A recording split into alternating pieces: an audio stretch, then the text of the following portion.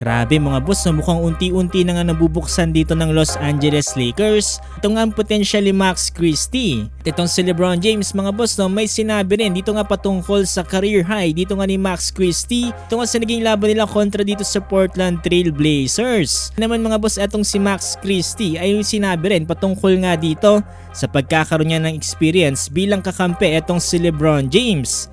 Ano-ano nga ba mga boss na nangyari sa game na to? Tara't pag-usapan natin yan.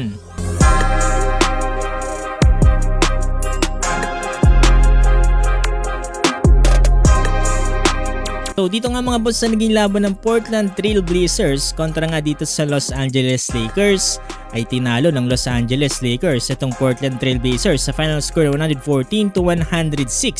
Ito'y sa kabilangan ng hindi paglalaro dito ng kanilang big man na si Anthony Davis.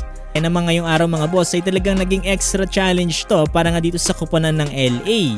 Pero wag kayo mga boss no, dahil kahit wala itong si Anthony Davis ay pinatunayan dito ng Lakers na kayang-kaya nilang buhatin ang kanilang team. At hindi lang yan mga boss dahil nga sa patuloy ng pagkakaroon ng tiwala dito ng Los Angeles Lakers. Dito nga para kay Max Christie. Ngayong gabi mga boss ay nagkaroon nga ng career high dito si Christie na kung saan nakapagtala ng 28 points, 3 rebounds with 2 assists. Samahan mo pa yun mga boss no, ng 2 steals at 1 block. Shooting 9 out of 16 from the field at 5 out of 9 mga boss from the 3-point line.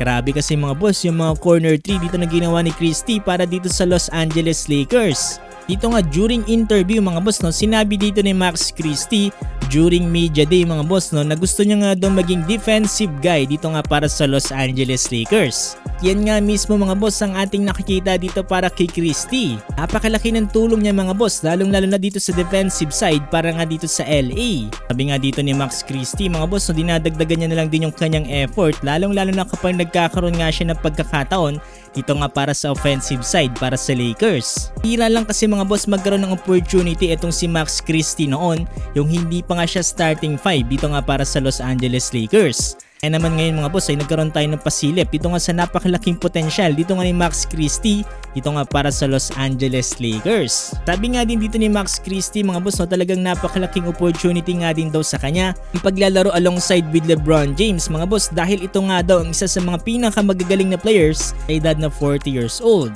At during nga dito sa locker room mga boss ay na-interview din itong si LeBron James at natanong dito patungkol nga sa naging performance dito nga ni Max Christie. Sabi dito ni LeBron James mga boss no, talagang step by step nga daw talaga ang nangyayari sa mga players. Kumbaga hindi nga daw talaga kinakailangan madaliin ng lahat at kagaya na lamang na nangyayari dito kila Max Christie at kila Austin Reeves. Lalo na nga daw na wala itong si AD kaya kinakailangan nilang mag-step up. Itong si Max Christie nga daw talaga mga boss, isa sa mga pinakaumangat ngayon dahil nga nagkaroon na rin siya ng mahabang playing time dito para sa Lakers ang kanilang coaching staff. Kaya itong si LeBron James mga boss ay talagang humanga dito nga para kay Max Christie. Hopefully mga boss magpatuloy pa ang ganitong laro ni Max Christie sa gayon ay mas makatulong pa siya para dito sa LA.